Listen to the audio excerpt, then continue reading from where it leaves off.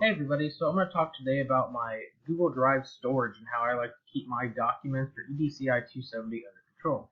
So first thing we're going to go into here is your Google Drive. So I've already typed it in. I came across here to double check that I am under my name and what I want to do.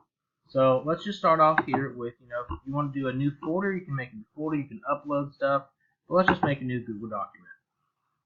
So as that's loading in, you got to think about what the assignment is or what you want to do. So I'm just going to type in a little bit here that agriculture livestock is my theme for EDCI 270.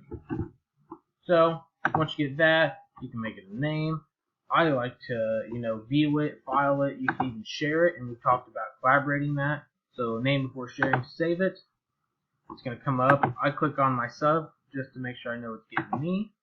And that's going to be under all my documents. And then once you've already done all that and you want to move it to a folder, because keeping them in folders keeps everything nice and spacious. So all of these are my list of folders that I've made.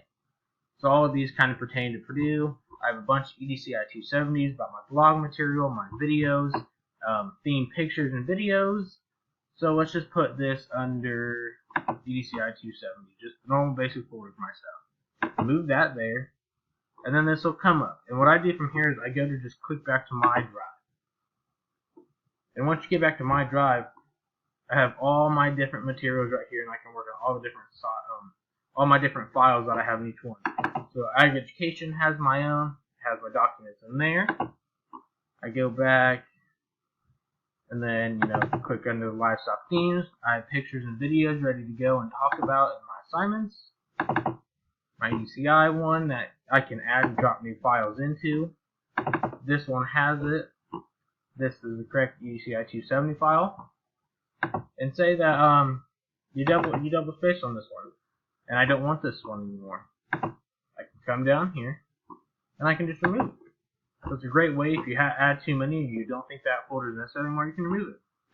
This one I have videos ready, prep, talking about some of my life and some of that blog material that I could use, but it has the videos. And this one just has to do material that I may need. So under all these documents, it really helps me keep everything spacious, and I don't just have a bunch of videos, pictures, and all that extra that I don't need on that exact assignment that I have. That's why these folders are very necessary, and I fully use Google Drive to the best of its ability. I think it's a great tool. I hope this works, and we'll just keep pushing forward and make sure everything's nice and clean like I do. I like having my stuff in folders and files ready to go.